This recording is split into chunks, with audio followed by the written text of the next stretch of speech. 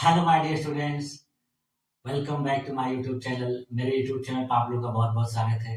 Dear student, कक्षा 10 की इस सोशल साइंस की क्लास में आप लोगों का पुनः बहुत बहुत स्वागत है। डियर स्टूडेंट, मैं आप लोगों को कक्षा 10 की सोशल साइंस को प्रश्नोत्तर रूप में करवा रहा हूँ और मैंने आप लोगों को इस क्लासेस को जो करवाने का लक्ष्य रखा है कि आपका जो 2026 में बोर्ड एग्जाम होने वाला है उसमें आप लोग सामाजिक विज्ञान में बहुत अच्छा नंबर प्राप्त करें। इसलिए मैं इसको देखिए महत्वपूर्ण प्रश्नों को जो है प्रश्नोत्तर रूप में करवा रहा हूँ, जिससे क्या होगा कि आपको इंपॉर्टेंट प्रश्न भी मिल जाएंगे और आपको इन प्रश्नों का उत्तर कैसे लिखना है ये भी आपको पता चल जाएगा। शुरुआत में मैंने आप लोग का देखिए जो क्लास शुरू किया था वो भूगोल विषय से किया था। भूगोल विषय के आपके जितने भी 7 चैप्टर सिलेबस में पढ़ने थे मैंने उनका अध्ययन करा दिया। उसके बाद फिर मैंने आप लोगों के अर्थशास्त्र के जो 5 चैप्टर थे उनका भी अध्ययन करा दिया और फिर मैंने आप लोगों को अब जो है राजनीतिक विज्ञान यानी राजनीतिक पॉलिटिकल साइंस की क्लासेस भी कराना शुरू किया हूँ और इसमें भी मैंने आप लोगों को 2 पाठों का अध्ययन करा दिया है। सबसे पहले मैंने आप लोगों को सत्ता की साझेदारी और फिर उसके बाद संघवाद नामक जो चैप्टर था दूसरा उसका भी अध्ययन कराया। आज की क्लास में हम लोग को देखिए आपके तीसरे चैप्टर जाति धर्म और लैंगिक मसले से संबंधित महत्वपूर्ण प्रश्नों का देखना है, उनको सॉल्व करना है। ठीक है, तो चलिए आज की क्लास को शुरू किया जाए। और ये देखिए जो क्लास है आपकी सोशल साइंस की क्लास, ये पूरी तरह से अगर देखा जाए तो आपकी 15वीं क्लास है। इसके बाद आपके देखिए 7 चैप्टर और बचे रहेंगे।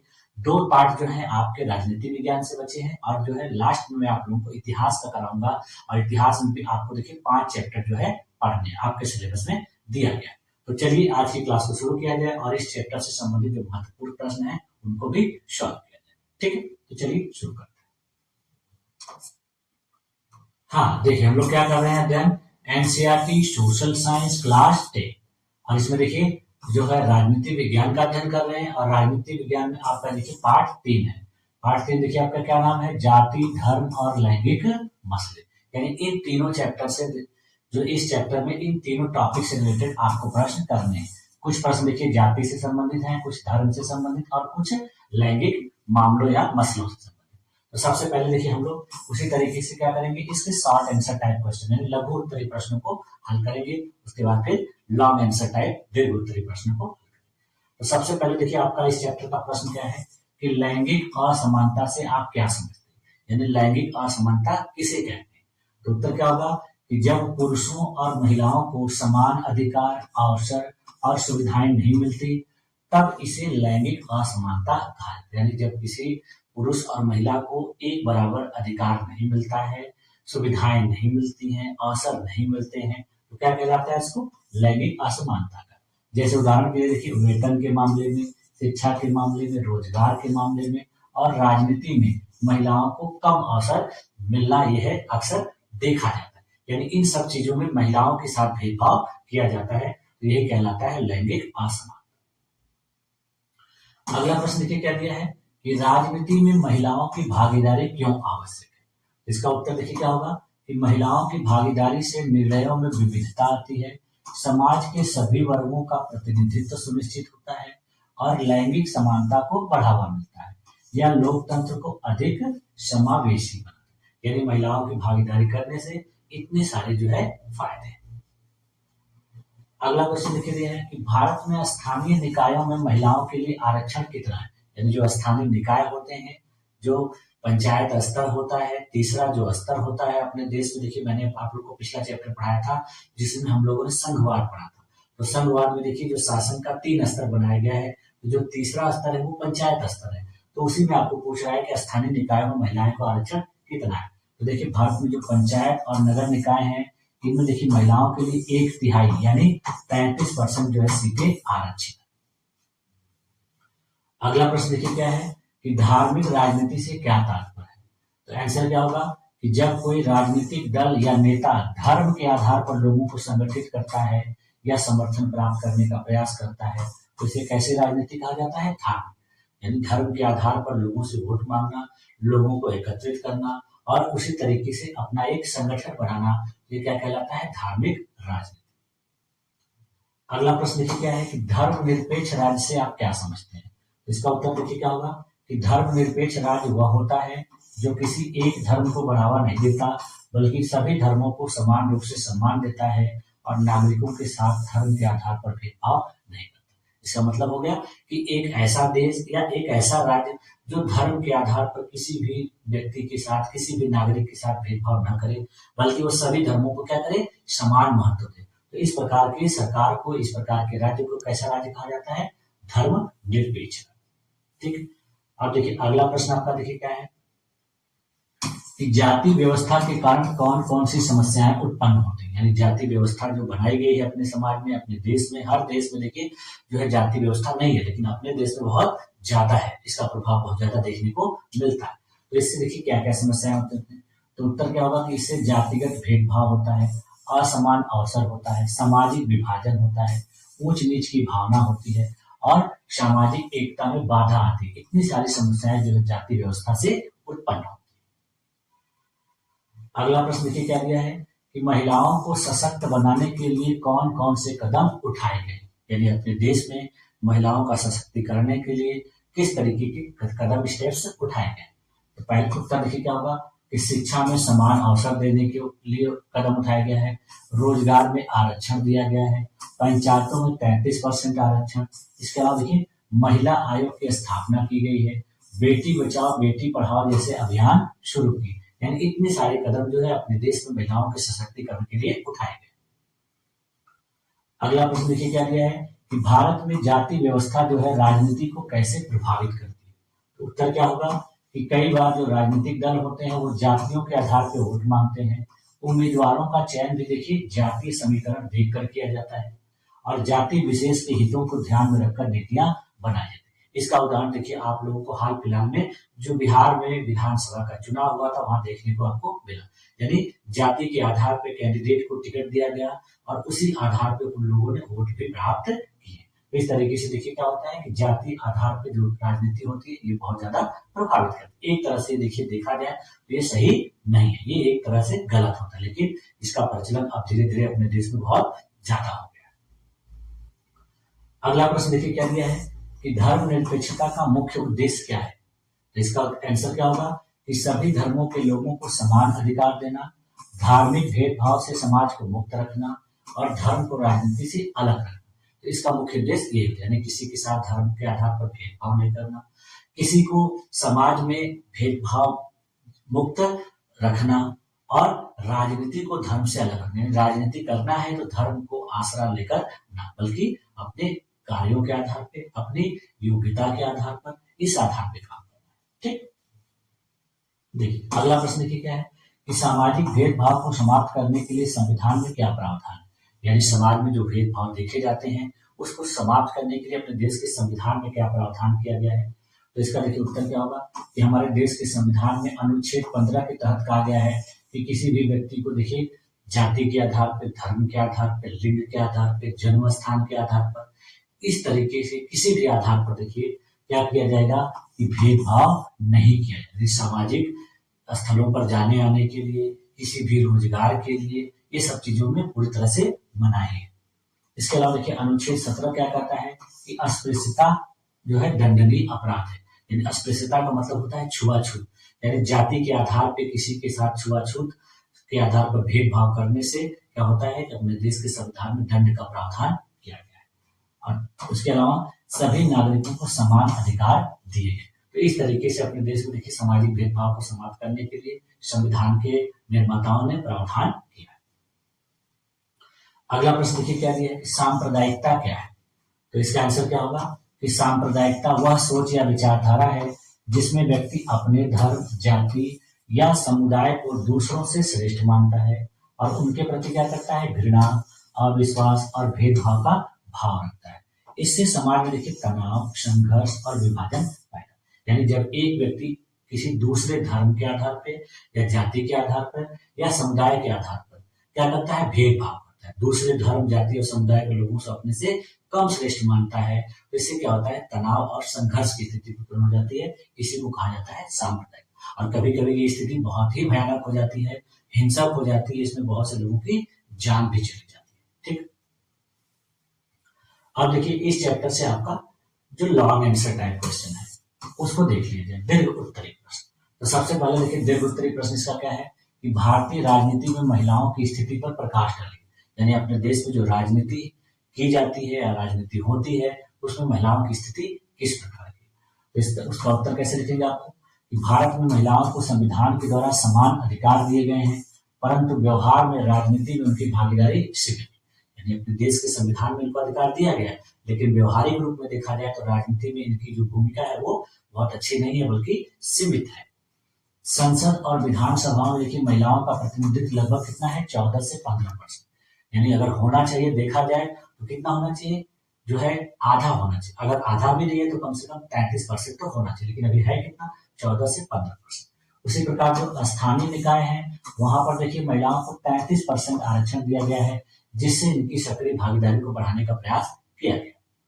इसके अलावा देखिए जो महिला नेत्रियां होती हैं जैसे इंदिरा गांधी, ममता बनर्जी, मायावती, इन लोगों ने समाज में उदाहरण प्रस्तुत किया है कि महिलाओं को राजनीतिक अधिकार जब दिए जाएंगे तो वो किस तरीके से काम कर सकती है।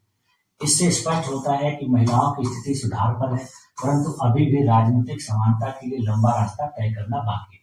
यानी कुछ ऐसी महिलाएं हैं जिनको राजनीतिक अधिकार दिए गए हैं तो उन्होंने उस क्षेत्र में बहुत अच्छा कार्य किया है, लेकिन इसी तरीके से अपने देश की और भी महिलाओं को जो है राजनीतिक अधिकार दिए जाए तो देश में क्या होगा कि समानता के लिए एक अच्छा कदम माना जाएगा। ठीक, अगला प्रश्न देखिए दिया है क्या कि धर्म और राजनीति के संबंधों को स्पष्ट कीजिए। यानी धर्म और राजनीति का संबंध किस प्रकार का है, तो उत्तर क्या होगा कि धर्म और राजनीति का संबंध बहुत जटिल है। धर्म नैतिक मूल्यों को प्रभावित करता है जो राजनीति को भी दिशा देता है, परंतु जब धर्म का उपयोग वोट प्राप्त करने या विरोधियों को नीचा दिखाने के लिए किया जाता है तो यह लोकतंत्र के लिए क्या बन जाता है, खतरा बन जाता है। इसलिए देखिए भारतीय संविधान ने धर्मनिरपेक्षता को अपनाया ताकि राजनीति में सभी धर्म के लोगों को समान अवसर मिले और राज्य धर्म के आधार पर भेदभाव न करे। ठीक है, तो ये है धर्म और राजनीति के बीच का संबंध। अगला प्रश्न देखिए क्या है कि जाति आधारित राजनीति के लाभ और हानियां होती है। यानी जाति के आधार पर जो राजनीति की जाती है इससे क्या लाभ होता है और इससे क्या हानियां। तो सबसे पहले देखिए लाभ क्या है कि इससे देखिए पिछड़ी जातियों को राजनीतिक प्रतिनिधित्व मिलता है। यानी जो पिछड़ी जातियां हैं जो राजनीति में नहीं आने लायक हैं या नहीं आ सकती हैं, जब जाति के आधार पर राजनीति होती है तो उनको भी प्रतिनिधित्व का मौका मिलता है। दूसरा देखिए क्या है कि सामाजिक न्याय और समानता को भी बढ़ावा मिलता है। हानियां इससे देखिए क्या है, तो हानियां देखिए क्या है कि पहले समाज में विभाजन और संघर्ष बढ़ता है। दूसरा क्या है कि उम्मीदवारों का चयन जो है योग्यता के बजाय जाति के आधार पर होता है। और तीसरा क्या होता है कि जातीय राजनीति से राष्ट्रीय एकता को खतरा होता है। यानी ये इसकी महत्वपूर्ण हानियां हैं। तो इस प्रकार देखिए जाति आधारित राजनीति तभी उपयोगी है जब वह सामाजिक न्याय को बढ़ावा दे, न कि भेदभाव। यानी जाति आधारित राजनीति की जानी चाहिए, लेकिन तब की जानी चाहिए जब उससे सामाजिक न्याय को बढ़ावा मिले। अगर उससे किसी भी प्रकार का टकराव हो रहा है, भेदभाव हो रहा है, तो उसको बढ़ावा नहीं देना चाहिए। अगला प्रश्न देखिए दिया है प्रश्न चौथा कि लैंगिक समानता की दिशा में सरकार द्वारा किए गए प्रमुख प्रयास बताइए। यानी लैंगिक समानता के लिए सरकार के द्वारा कौन कौन से प्रयास किए गए। तो पहला प्रयास देखिए क्या है, शैक्षिक सुधार, जिसमें देखिए बेटी बचाओ बेटी पढ़ाओ जैसी योजनाएं और सर्व शिक्षा अभियान जैसी योजनाएं परियोजनाएं सरकार के द्वारा चलाई गई हैं। राजनीतिक आरक्षण के क्षेत्र में देखिए पंचायतों में महिलाओं के लिए 33% सीटें आरक्षित की गई हैं। कानूनी प्रावधान देखिए क्या किया गया है, दहेज निषेध अधिनियम लागू किया गया है, घरेलू हिंसा अधिनियम लागू किया गया है। इसके अलावा देखिए आर्थिक सशक्तिकरण के लिए क्या किया गया, विभिन्न प्रकार के स्वयं सहायता समूह और महिला उद्यमिता को प्रोत्साहन दिया गया है। तो इन प्रयासों से देखिए समाज में महिलाओं की स्थिति और आत्मनिर्भरता में सुधार हुआ है। ठीक, अगला प्रश्न देखिए क्या है कि भारत को धर्मनिरपेक्ष राज्य क्यों कहा जाता है। यानी भारत एक धर्मनिरपेक्ष राज्य कहा जाता है। अपने देश की संविधान की प्रस्तावना में भी आप पढ़ेंगे कि हम भारत को एक संपूर्ण प्रभुत्व संपन्न समाजवादी पंथ निरपेक्ष गणराज्य बनाने के लिए। तो ये देखिए जो शब्द है क्यों कहा गया है, किस लिए कहा जाता है। तो देखिए उत्तर क्या होगा कि भारत में किसी भी धर्म को राज्य धर्म नहीं माने, यानी देश का कोई भी राजकीय धर्म नहीं है। तो सबसे पहली बात यही है। उसके अलावा देखिए अपने देश में प्रत्येक नागरिक को किसी भी धर्म को मानने, उसका पालन करने और प्रचार करने की स्वतंत्रता है। सभी लोगों को अपने अनुसार धर्म को मानने की, प्रचार करने की, पालन करने की पूरी छूट है। उस पर सरकार किसी भी प्रकार का दबाव नहीं डालती है। इसके अलावा देखिए सरकार धर्म के आधार पर किसी के साथ भेदभाव नहीं करती। देखिए हर धर्म के लोगों को सुविधा दी जाती है, छूट दी जाती है और उनको सहायता दी जाती है। सभी धर्मों को देखिए समान सम्मान भी दिया जाता है। हर धर्म के लोगों को देखिए छूट दी जाती है, छुट्टियां दी जाती है, त्योहार पड़ता है तो देखिए सरकार उनके लिए प्रावधान करती है। तो क्यों होता है? इसी की वजह से होता है। तो इसलिए देखिए भारत क्या है, एक धर्मनिरपेक्ष लोकतांत्रिक गणराज्य कहलाता है। यानी धर्म के आधार पर ये सारी चीजें अपने देश में नहीं होती है, इसीलिए ये धर्मनिरपेक्ष राज्य।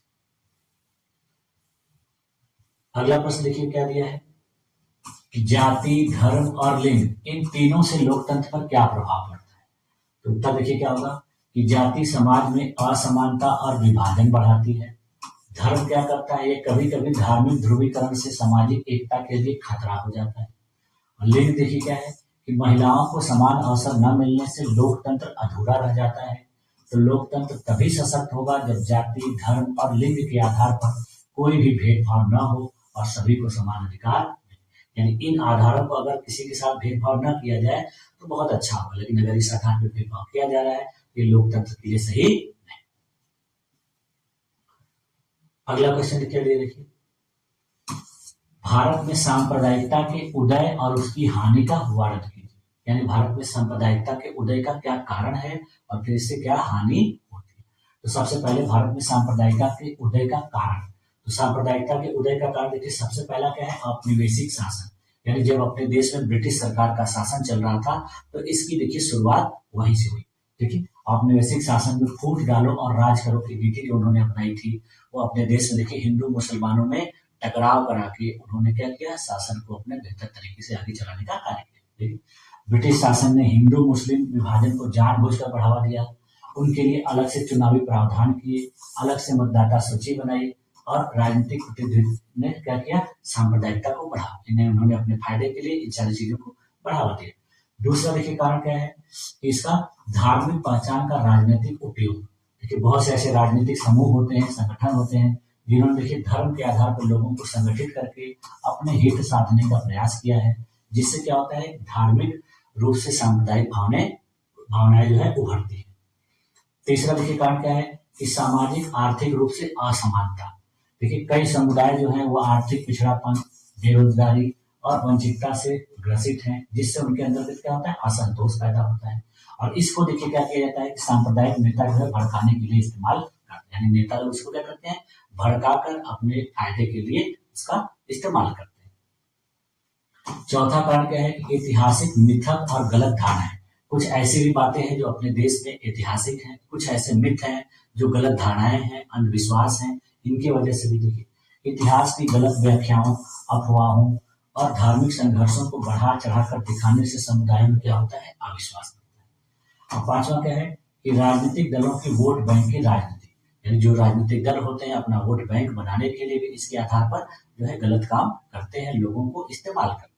देखिए कुछ दल जो है चुनाव जीतने के लिए धार्मिक भावनाओं का उपयोग करते हैं, इससे देखिए सांप्रदायिक ध्रुवीकरण बढ़ता है। यानी बहुत से ऐसे दल हैं जो इसका आधार बना के क्या करते हैं, चुनाव में वोट हासिल करते हैं। तो ये सब क्या थे इसके कारण। और देखिए सांप्रदायिकता से होने वाली हानियां, यानी सांप्रदायिकता से किस प्रकार की हानि होती है। तो सबसे पहले देखिए हानि क्या होता है कि इससे सामाजिक सद्भाव का विघटन होता है। समाज में देखिए सांप्रदायिक दंगे होते हैं, हिंसा होती है, आपसी अविश्वास बढ़ता है, जिससे समाज में तनाव और भय का वातावरण होता है। दूसरा क्या है, इससे राष्ट्रीय एकता को खतरा होता है। जब नागरिक स्वयं को देखिए हिंदू, मुस्लिम, सिख, ईसाई आदि और बाद में भारतीय समझने लगते हैं तो राष्ट्रीय एकता कमजोर हो जाती है। तीसरा क्या है कि विकास की गति जो है प्रभावित होती है। जब किसी देश में इस तरीके से समस्या होती है, देखिए वहां अशांति, बंद, कर्फ्यू, दंगों से व्यवसाय, व्यापार और उद्योग जो है ठप हो जाते हैं, जिससे आर्थिक विकास की गति धीमी। जब इस तरीके से सांप्रदायिक दंगे होंगे तो क्या होगा, बहुत सारी चीजें होती है, वहां अशांति फैल जाएगी, बहुत दिनों तक बंद रहेगा दुकान, मार्केट, उससे नुकसान होगा। दंगे होंगे, कर्फ्यू होंगे, जिससे क्या होगा कि सबको नुकसान होगा, व्यापार को भी, उद्योग को, व्यवसाय को, लोगों को, शिक्षा को, हर चीज को नुकसान होगा। इससे क्या होता है, आर्थिक विकास की गति धीमी हो जाती है। अगला देखिए हानि क्या होगा, लोकतंत्र कमजोर होता है। धार्मिक आधार पर देखिए वोट मांगने से लोकतांत्रिक मूल्य कमजोर पड़ते हैं और मुद्दा आधारित राजनीति जैसे रोजगार, शिक्षा, स्वास्थ्य कमजोर हो जाती है।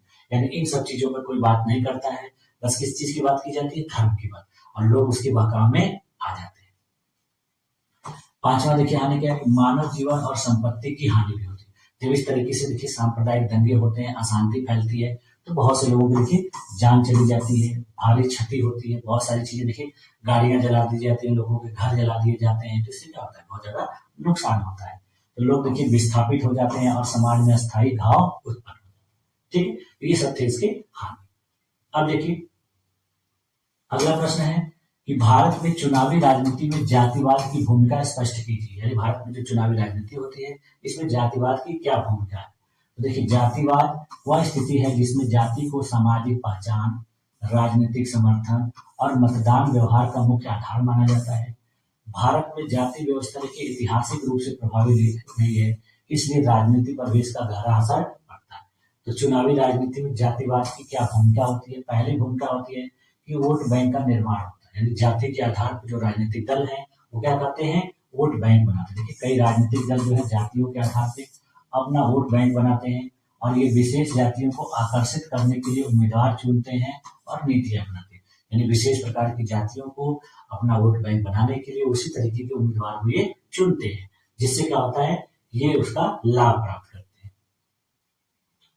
दूसरा देखिए क्या है कि उम्मीदवार के चयन में जाति की भूमिका। चुनाव में देखिए उम्मीदवार प्रायः उस जाति से चुने जाते हैं जिसकी संख्या उस क्षेत्र में अधिक होती है। देखिए आप लोग देखते होंगे कि जिस जाति के व्यक्ति को चुनाव में टिकट दिया जाता है तो उसी क्षेत्र से दिया जाता है जहां पर उस जाति के लोग ज्यादा रहते हैं। तो इससे क्या होता है कि वह दल जो है जीत सुनिश्चित करने का प्रयास करता है। उसको लगता है कि हमारी जाति के लोग हैं तो हमको ही वोट मिले। ठीक। तीसरा देखिए क्या है कि जाति आधारित राजनीतिक दलों का उदय होता है। जब इस तरीके से जाति के आधार पे जो है राजनीतिक दल कार्य करने लगते हैं, जाति के आधार पर ही राजनीतिक दल भी बनने शुरू हो जाते हैं। देखिए भारत में कई क्षेत्रीय दल हैं जो जाति विशेष के हितों का प्रतिनिधित्व करते हुए उभरे हैं। जैसे देखिए बहुजन समाज पार्टी, ये किसका प्रतिनिधित्व करती है, जो दलित है। उसके अलावा देखिए जो राजद है ये भी देखिए जाति विशेष पार्टी है। ये देखिए बिहार में आप लोगों ने देखा होगा कि ये क्या करती है, कि यादवों से संबंधित जो है एक महत्वपूर्ण पार्टी है। ये यादवों के लिए जो है अपना काम करती है और उसी के आधार पर अपने कैंडिडेट को भी। उसके बाद देखिए जो जेडी है ये देखिए स्वर्ण के लिए है। इसमें स्वर्ण लोग जो है बहुत ज्यादा देखे जाएंगे आपको इस तरीके से। इसके बाद देखिए जो पिछड़े और दलित वर्गों का राजनीतिक सशक्तिकरण होता है। जाति आधारित राजनीति देखिए एक काम सही करती है, इससे जो SC ST और OBC वर्ग है उनको राजनीतिक रूप से जागरूक बनना और शासन में भागीदारी मिल जाती है। अगर ऐसा नहीं होता तो उनको शासन में भागीदारी नहीं मिल पाती और राजनीतिक रूप से वो जागरूक नहीं हो पाते। और अगला क्या है कि आरक्षण नीति का प्रभाव, यानी SC ST और OBC के लिए जो आरक्षण है इनने 3 वर्गों को राजनीतिक भागीदारी बढ़ाया है। इससे जाति राजनीति का महत्वपूर्ण तत्व बन गई। ठीक, ये जो लास्ट वाली 2 चीजें थी ये क्या है, एक तरह से सही है, सकारात्मक है, लेकिन बाकी चीजें जो है वो गलत है। अब देखिए जातिवाद का सकारात्मक प्रभाव। तो सकारात्मक प्रभाव क्या होगा कि हाशिए के वर्गों को आवाज मिली। यानी सकारात्मक मतलब फायदा क्या होगा कि जो लोग पिछड़े हुए थे जिनको राजनीतिक अधिकार नहीं मिला था उससे क्या हो गया, उनको अधिकार मिलने लगा। ये सही हुआ। राजनीति अधिक प्रतिनिधि और सहभागी बनी, यानी इसमें सब लोग सहभागी बनने लगे, प्रतिनिधित्व बढ़ गया। सामाजिक न्याय और समान अवसरों को बढ़ावा मिला। ये तो इसके क्या है, सकारात्मक प्रभाव। लेकिन नकारात्मक प्रभाव देखिए क्या है जातिवाद के, तो समाज में विभाजन बढ़ता है और एकता कमजोर होती है। देखिए एक ही गांव के लोग अलग अलग जाति के रूप में बढ़ जाते हैं और उनमें आपस में मनमुटाव हो जाता है। इससे क्या होता है कि एकता कमजोर हो जाती है। योग्यता की जगह क्या है, जाति का महत्व बढ़ जाता है जो लोकतांत्रिक मूल्यों के खिलाफ होता है। विकास से जुड़े मुद्दे पीछे छूट जाते हैं और जातिगत ध्रुवीकरण बढ़ जाता है और राजनीतिक प्रतिस्पर्धा जातिगत तनाव को बढ़ा सकती है। तो इस तरीके से जातिवाद के नकारात्मक प्रभाव। अब देखिए इस चैप्टर से संबंधित जो है कुछ अत्यंत लघु प्रश्न है जो मैंने आप लोगों के लिए इस चैप्टर में शामिल किया है। वो देखिए क्या है कि भारतीय संविधान में अस्पृश्यता जो है किस अनुच्छेद के अंतर्गत समाप्त की गई है। अभी थोड़ी देर पहले ही मैंने आपको इसके बारे में बताया था, वो अनुच्छेद 17 है। दूसरा देखिए एक प्रश्न है कि स्थानीय निकाय में महिलाओं के लिए कितने प्रतिशत सीटें आरक्षित हैं, ये है 33%। भारत एक धर्मनिरपेक्ष राज्य क्यों कहलाता है, क्योंकि यहाँ सभी धर्मों को समान सम्मान और स्वतंत्रता दी गई है। इसके बाद फिर देखिए बेटी बचाओ बेटी पढ़ाओ योजना कब शुरू की गई थी, 2015 में। महिला आयोग की स्थापना कब हुई थी, 1992 में। इसके अलावा देखिए वोट बैंक क्या होता है, तो वोट बैंक वह समूह होता है जो जाति, धर्म, क्षेत्र या समुदाय के आधार पर किसी एक राजनीतिक दल को सामूहिक रूप से वोट देता है। नारीवादी आंदोलन क्या होता है, नारीवादी आंदोलन महिलाओं को समान अधिकार, समान अवसर, शिक्षा, संपत्ति और सामाजिक राजनीतिक स्वतंत्रता दिलाने के लिए चलाया गया सामाजिक आंदोलन है। और वर्ण व्यवस्था देखिए क्या होती है। तो वर्ण व्यवस्था भारतीय समाज की एक प्राचीन सामाजिक व्यवस्था है जिसमें लोगों को उनके कार्य के आधार पर 4 वर्णों में ब्राह्मण, क्षत्रिय, वैश्य और शूद्र में वर्गीकृत किया गया। तो इस तरीके से देखिए इस चैप्टर से जितने भी महत्वपूर्ण टॉपिक थे उनसे संबंधित प्रश्नों को मैंने आप लोगों को इस क्लास में हल करा दिया। अब आप लोग अगर इतने प्रश्नों को अच्छे तरीके से रिवाइज कर लेते हैं, तैयार कर लेते हैं, तो आपका इस चैप्टर से किसी भी प्रकार का कोई प्रश्न परीक्षा में नहीं छूटेगा। ये आप लोग अच्छे तरीके से कर सकते। ठीक है, तो आज की क्लास में देखिए यहीं तक रखा जाए और मुझे उम्मीद है कि आप लोगों की सारी चीजें अच्छी तरीके से समझ में आ गई। अगर इसके बावजूद भी अगर आप लोगों को लगता है कि कोई टॉपिक समझ में नहीं आ रहा है, कोई डाउट है, तो आप लोग कमेंट कर सकते हैं। मैं आप लोगों के डाउट को क्लियर करने का प्रयास करूँ। ठीक है, तो आप लोगों ने मेरी इस क्लास में अपने आप को इतनी देर तक इतनी धैर्यपूर्वक बनाए रखा, इसके लिए आप लोग का बहुत बहुत धन्यवाद। मिलते हैं नेक्स्ट क्लास में, तब तक के लिए थैंक यू।